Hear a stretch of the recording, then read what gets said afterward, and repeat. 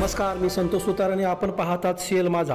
वेळोवेळी मागणी करून सुद्धा ऊसतोड मजूर व वाहतूक भाडे न मिळाल्यानं आज चंदगड तालुक्यातील eco cane sugar energy limited Mhalunge कारखान्याच्या कार्यालयासमोर वाहतूकदार संघटनेकडून ठिय्या आंदोलन करण्यात आलं। तसेच कारखान्याचं मेन गेट बंद करण्यात आलं। 8 दिवसापूर्वी या मागणी संदर्भात निवेदन देऊन देखील कारखाना प्रशासनानं कोणताच ठोस निर्णय घेतला नसल्यानं यावेळी सर्व वाहन मालक आक्रमक होत कार्यालयाच्या समोर ठिय्या मांडला।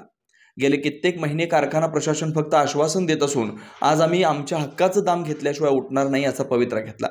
यावेळी आंदोलक खाली जमिनीवर बसताच कारखान्याचे manager Babasaheb Desai, general manager Sunil Patil, HR Sachin Patil, senior cane manager LB Desai हे सुद्धा खाली जमिनीवर बसताच आंदोलकांची चर्चा केली।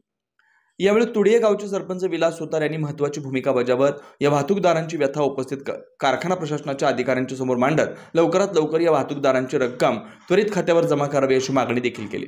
जवळपास 4 तास चाललेल्या चर्चेनंतर अखेर दिनांक 5 जानेवारी 2025 रोजी अखेर वाहतूकदारांची थकीत देणी पूर्णपणे देण्याचं आश्वासन उपस्थित कारखान्याचे मॅनेजर बाबासाहेब देसाई यांनी दिल्यानंतर आंदोलन मागे घेण्यात आलं। एकंदरीत गेले बरेच महिने हे वाहतूकदार कारखाना प्रशासनाकडे आपल्या थकीत बिलाविषयी मागणी करत होते, पण वेळोवेळी कारखाना प्रशासन मुदत घेत चालढकल करत होतं। 8 दिवसापूर्वी ऊस वाहतूक मालक संघटनेने कारखाना प्रशासनाला दिनांक 20 डिसेंबर 2024 अखेर बँक खात्यावर रक्कम जमा नाही झाल्यास आपण कारखाना कार्यस्थळावर रास्ता रोको व चक्काजाम आंदोलन करणार असल्याचं लेखी निवेदन दिलं होतं।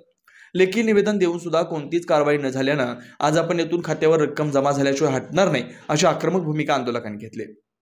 कारखान्याचे दोन्ही मुख्य गेट देखील बंद करण्यात आले। यामुळे ऊस वाहतूक करणाऱ्या वाहनांच्या रांगा लागल्या होत्या।